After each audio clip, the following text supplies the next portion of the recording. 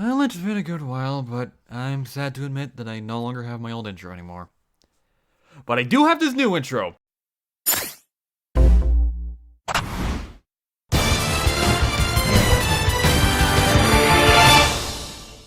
Hey guys, it's Smash here, and welcome to my new review show. It's March! Mario Day on the 35th anniversary in September has happened, so I thought to commemorate, I'd do my first review on something related to the wonderful world that is... So, yeah, I couldn't avoid memeing on the infamous March 31st, or Mario Death Day, as I like to call it. So, I decided that instead of reviewing the best of the best, I'd be looking at the worst of the worst that this franchise has to offer. And in terms of what I own, nothing Mario related gets worse than this. I'm gonna kill him! No, you're not gonna kill him. Not if I get there first. I'm gonna break every bone in their body, and then I'm gonna kill him. This is the live-action Super Mario Bros. Movie released in 1993 and created by Leitmotiv Pictures and Hollywood Pictures. Yep, that's clearly Hollywood. Over the years, this movie has consistently been considered not only one of the worst video game movies ever made, but one of the worst movies in a general sense. So why delay it any further? For my first ever movie review, this is the Super Mario Bros. Movie. Buckle up tight, folks. These things are about to get wild. The film starts off 65 million years ago in the time of the dinosaurs, all presented in an 8-bit style, which all things considered isn't that bad of a way to start off the movie. So far, this seems okay. A giant meteorite struck the Earth. Goodbye, dinosaurs. But what if the dinosaurs weren't all destroyed? What if the impact of that meteorite created a parallel dimension where the dinosaurs continue to thrive? Wait, slow down. We're not even 2 minutes in and we're already bringing up parallel dimensions. You can't just do that. You have to ease things in, movie. Anyway, we cut to a woman running away from something with an egg, dropping it off at a church? Oh, okay. Anyway, the woman runs to the sewers only to run into Dennis Hopper, looking like a friggin' dictator. Koopa! Excusez-moi? Koopa! You're kidding. Dennis Hopper is playing Bowser. Oh, it's gonna be one of those movies. So after whatever the heck that was, we cut the present day, where we meet Mario, played by Bob Hoskins, and Luigi? Luigi? Okay, yep, it's gotta be one of those movies. For those of you who don't know, that's John Leguizamo playing Luigi, and out of all the casting choices of the movie, this is probably one of the worst. I do really like him as an actor, don't get me wrong, and I do think he can at least work as a voice for Luigi with some direction, but here he really doesn't fit the part. I get Luigi's the younger brother, but for Arceus' sake, he's not that much younger. Oh, and also, Leguizamo's the voice of Sid the Sloth from the Ice Age movies, and trust me, when you hear it, you can never unhear it. Tell me this will be faster. Come on, breathe in, big brother. We'll get there. I'm getting worse. I thought you didn't believe in miracles, Mr. Tough Guy, huh? Pine cones. On the flip side, though, I do really like Hoskins as Mario. He does look the part, yet a little older than I expect Mario to look, but it does still match quite nicely. And he's got the right kind of gruff voice for him being from Brooklyn. This was before Mario's Fundamentals, so Mario's voice hasn't really been established yet. Come here, fishy fishy! In fact, I do like how they kept the idea of Mario and Luigi being from Brooklyn from the Super Show. That's actually pretty cool. As for everything else, though, it falls flatter than Paper Mario. Luigi is currently watching a program involving an interview with someone who claims to have gone into an alternate dimension, which Luigi attempts to convince Mario is connected to a case of a bunch of girls all over Brooklyn going missing, which, fair enough, it is setting up for the plot a bit more smoothly than whatever the heck was in the opening. And then we cut to the brothers driving towards their job, where they have to fix a plumbing problem, since they are plumbers. Which is where I bring up something I didn't mention in the opening. The music in this movie was composed by Alan Silvestri, as in the guy who composes the Avengers movies, Alan Silvestri. Why did I bring up the music now? Well, because the main theme for the brothers is very, very frequent throughout the entire film, and I mean it feels like most of the music that plays during the entire thing. And trust me, it will fill out of place in certain areas, which I'll elaborate later. Here's a taste. Anyway, Mario and Luigi get to their job, only to find another plumbing company, Scapelli Construction Company, already there, meaning they no longer have a job. So we immediately cut to a digging site that Scapelli is going to in order to meet the boss of the excavation. Who's in charge of this hole?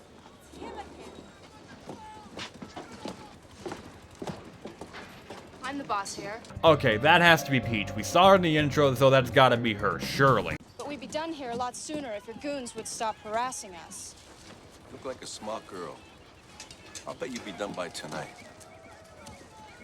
You know, a lot of girls have been going missing in Brooklyn lately. I'd be careful. Now, if you were me when I watched this, you would think Scapelli was the one kidnapping the girls and that he was warning Peach not to cross him. Possibly he has an alliance with Koopa. Maybe he is a Koopa. Well, no, because immediately after that, we cut to the real kidnappers, Spike and Iggy, who... Wait, Spike and Iggy? That's a bit random, isn't it? Whatever, I'll let it slide. So these two notice the rock necklace Peach is wearing and decide to chase after her. Okay, that gave me a laugh. Now Luigi is calling the phone, looking for another job, until Peach shows up, which makes Luigi end the call and hand the phone to her, where she... Hi, it's Daisy. Wait, that's Daisy? I thought that was Peach. Why wouldn't I? I mean, don't get me wrong, I love Daisy, but she was literally introduced 4 years before this movie, and in one game no less, so why is she here? My guess as to why is because before Mario 64, Peach was referred to as Princess Toadstool. So they may have just thought Daisy and Peach were the same character? I don't know, but that's not important right now. Now after she gets the ride from the brothers, Luigi asks her to dinner, which cuts to a double date later that night with Mario and... Pauline? I think? Which brings up something pretty interesting, I will admit. This is pretty much the beginning of Luigi and Daisy being a couple in future games, which is surprising how anything from those movies stayed around. And if you don't believe me, just look at Daisy's circuit from Mario Kart Wii and this scene from Power Tennis. Okay, I'm getting off track. This scene isn't really interesting to talk about. It's basically going over a little of what we saw in the intro movie, more specifically her necklace. After that, Mario is seen dropping off Pauline, only for Spike and Iggy to capture her after Mario leaves, confusing her for Daisy. Okay, even by lackey standards, that's dumb on their part. You saw her earlier that same day, even at night. How can it be that much harder to recognize that's not her? That's it, she's wearing a disguise. I can swan a mile away. Of course she's wearing a disguise. She thinks she can fool us. What? In fact, you've done this multiple times at this point, as you say later. How have you not been killed by Dictator Koopa at this point? So anyway, Daisy takes Luigi over to the digging site, stating how the fossil strangely looks humanoid, implying it's a Koopa fossil, only for Scapelli's goon to flood the caverns in an attempt to destroy the excavation. Now this is an important point I want to make. Scapelli's supposed to be this corporate rival for the Mario Brothers, but his overall importance to the plot is basically nothing. There's no point to him at all. You could have easily just had Spike and Iggy just follow Daisy and Luigi to the excavation instead of kidnapping Pauline. I mean, what's the point of him even being here? Anyway, they quickly get Mario and bring him to the site to fix the pipes, where Spike and Iggy catch him in the back, knock out Mario and Luigi, and kidnap Daisy. Except Mario and Luigi immediately wake up 2 seconds later. Okay. No, no! No! Let's go this way. No, it's this way. That's the echo. How do you know? I've been listening to pipes all my life. Come on. Okay, that was actually a pretty smart line. It does make sense how Mario would know that. Though now that I mention that, there is something wrong with characterization here. Now, while neither of the voices were established, their personalities sort of were, ever since the Super Show. Mario was the brash and adventurous brother who takes everything head on, and Luigi's the fearful and logical one. But here, it very strangely sort of flips the personality around in some cases, where Luigi is the brash brother and Mario is the logical one. That just feels kind of off to me. And now we come to quite possibly the best worst scene in the movie, the dimensional crossing. Just watch.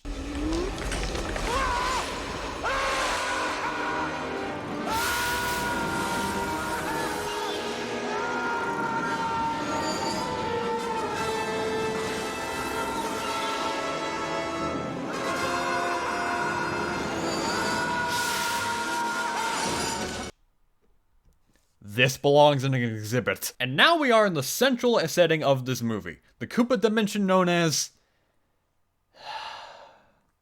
Dino Hatton. Yes, that's the name. And by the by, this marks the beginning of the worst thing about this movie. Its tone, or lack thereof. You might look at this film and think it's a cheesy, enjoyable kids film of the time, something like The Goonies or something.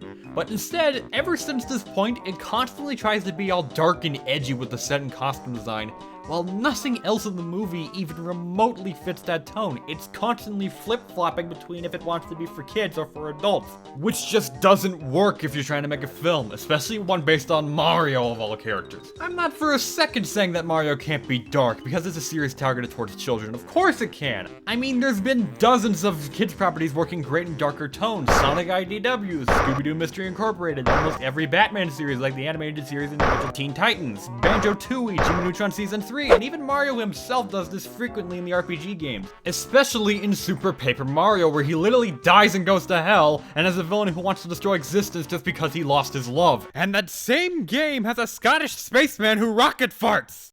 That's why Dark Tones and kids properties work. It knows when to be taken seriously, but also knows how to mesh the kid-friendly nature of the original properties in a way that doesn't take away from the experience, but instead enhances it and keeps the property's identity intact and makes it accessible for anyone who of any age, and so you can love it as an adult even though it is aimed at kids. When you try so much to be dark, it just becomes painful to watch and has no identity. In fact, some of these scenes feel uncomfortable. This doesn't feel like a Mario movie at all. And then you find out that this was supposed to be R-rated. Look, I get that this was 1993 and there weren't as many mandates on what other companies could do with Mario, but seriously? An R rating for this? Now we cut back to King Koopa along with Kamek, I think? Wait, no, Kamek wasn't introduced until Yoshi's Island 2 years later, so I'm just gonna call her whatever it is for the time being. And she looks like she had a stroke. And in comes Spike and Iggy. I captured the princess. She's being defungused. But I took her through the gateway. I recognized her. He couldn't tell one mammal from another. Good. Now, where's the rock?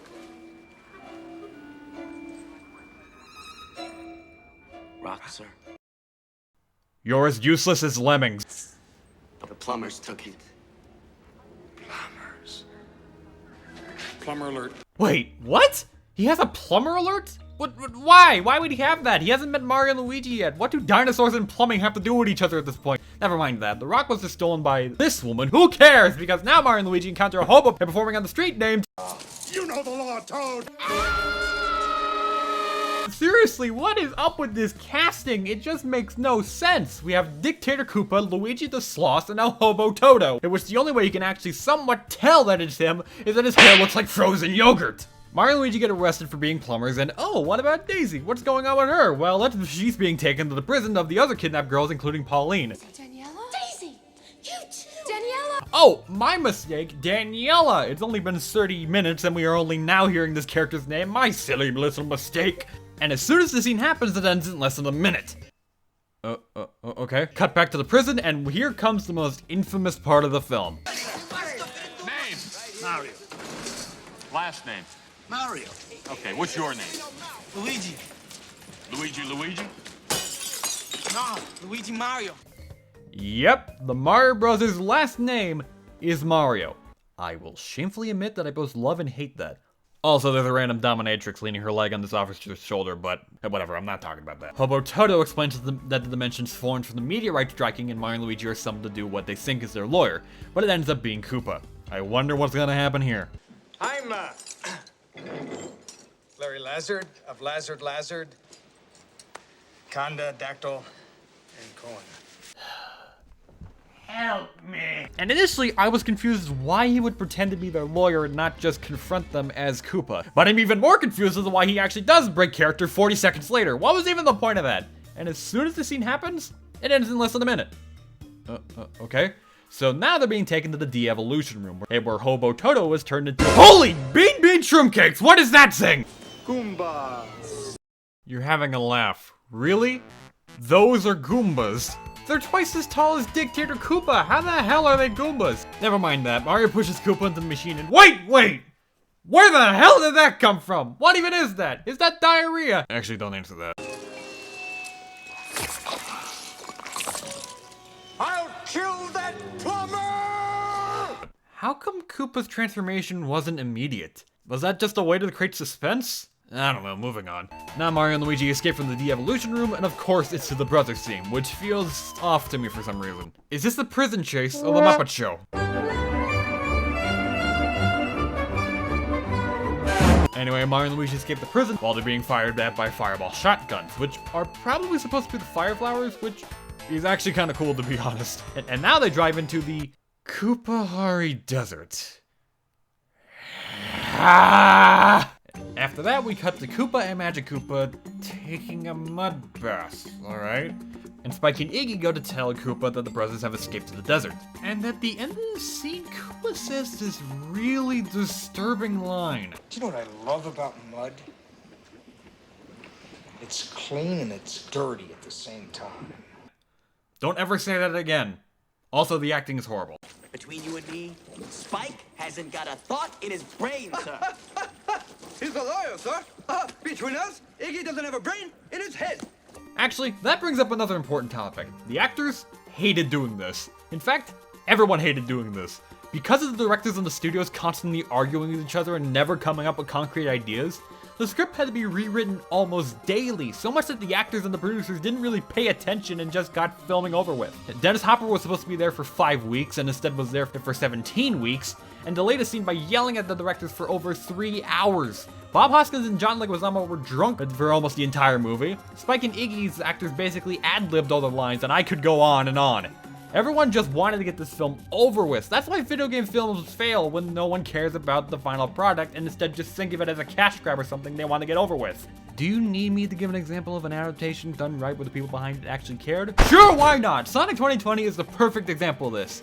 With this, you can just feel all the blood, sweat, and tears that went to it purely because of how much the team loves the series and wants to make a final product that's actually a well-made movie and not just something to get easy money from it. It was a film that understood that much more effort needs to be put in a movie like this than just having a recognizable name of the title. It wanted to be good for the fans, but also a great way to introduce the series to new fans. This is also seen with the actors, as you can just tell how much fun they had making it. I mean, Ben Schwartz and James Marsden grew up with this series, and now the sequel's coming out, not just because the original movie was successful, but because they wanted to keep making these movies. Here though, all I can see is a team who didn't want to make it. You want to know what the craziest thing about this movie's development was though?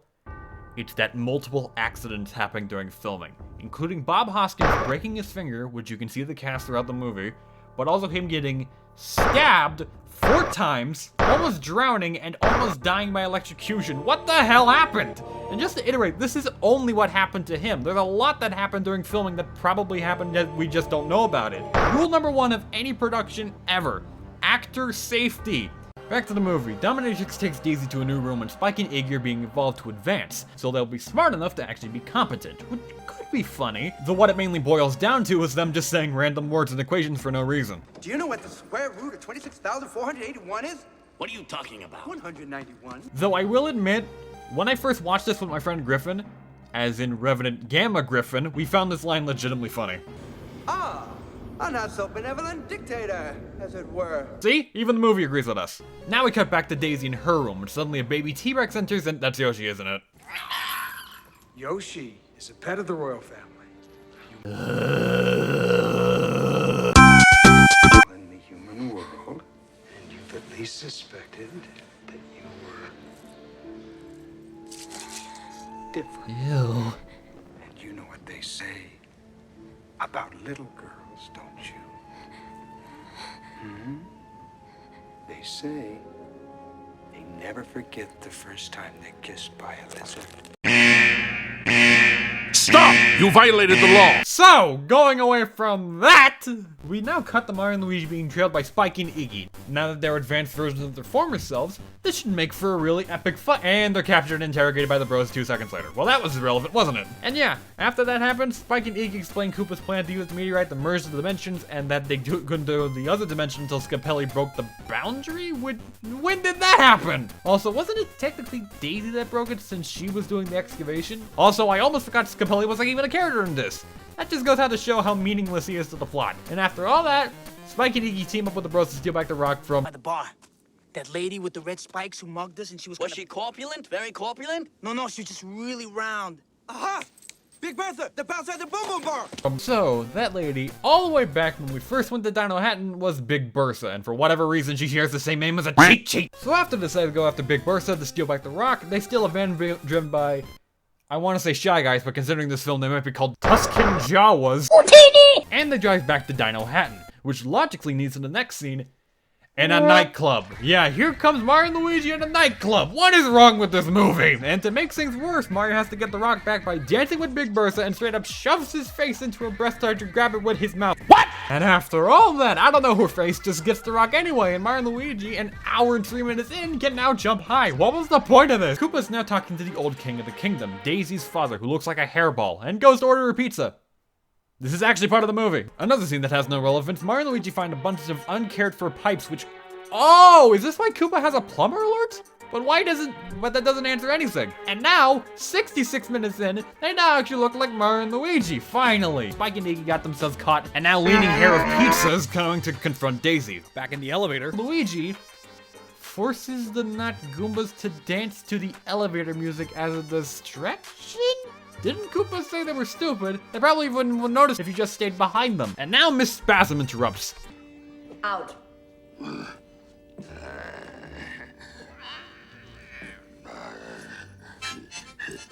Lena, look, I know you don't want me here.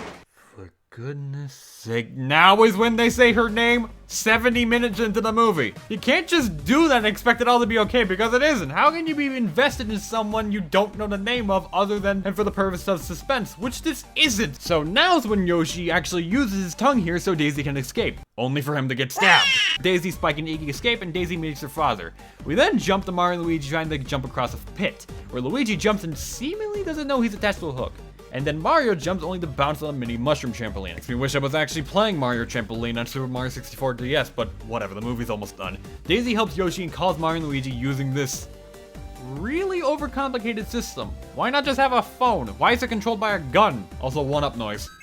That doesn't make up for anything. Koopa then sees Daisy on the monitors, Luigi reunites with Daisy, and they meet her father, and Mario goes to free the other captured girls.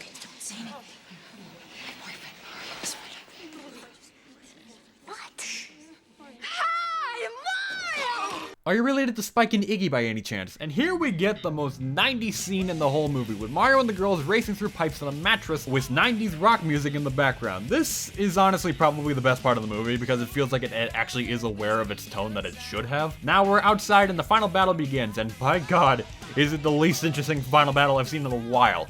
I know I've mostly been going through the events of the movies through this video, but this film is just draining when watching by yourself, especially when you're writing a review for it.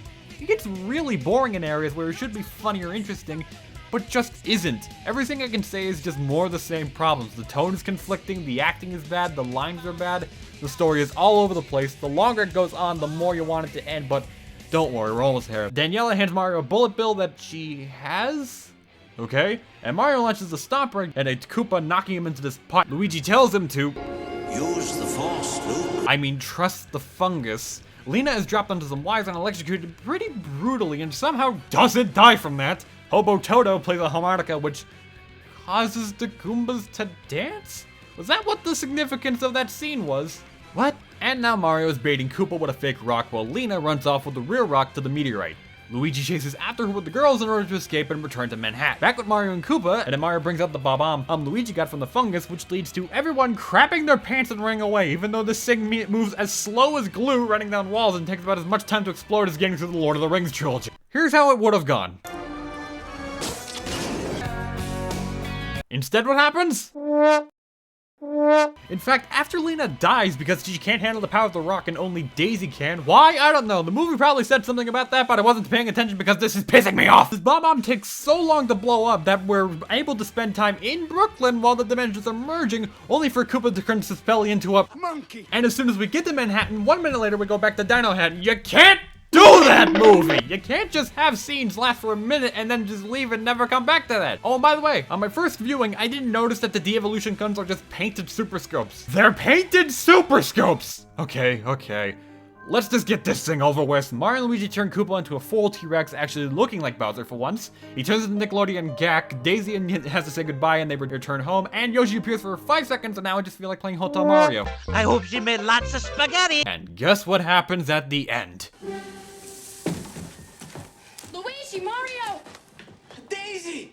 You gotta come with me, I need your help. What's wrong? You're never gonna believe this. I believe it. You do? I believe. A tease at a sequel that was never going to happen because its film development was a nightmare and Bob Hoskins and Dennis Hopper say it's the worst film of their careers. Bye-bye, everybody! Okay, we're done here. By yourself, this is easily one of the worst movies I've ever seen in my life. But you know what it's like with friends? An utter joyride. This is one of those films that's just so bad that it's great. Getting together with some friends and laughing at how poor it is of an adaptation to the real Mario games is an absolute riot. I can't recommend it enough for people who just want to see a bad movie with their friends to make fun of. This is basically the Room of video game movies, and while that's an accomplishment in and of itself, I'm so glad video game adaptations in other media have skyrocketed ever since Detective Pikachu in quality. Though this does make me wonder how Illumination's Mario movie is gonna end up. Yeah, I know it's Illumination, so I shouldn't expect too much, but at least it'll be leagues better than this, so consider me hyped. But then Sonic the Hedgehog 2 just got revealed and now I don't care. 2022 hype, baby!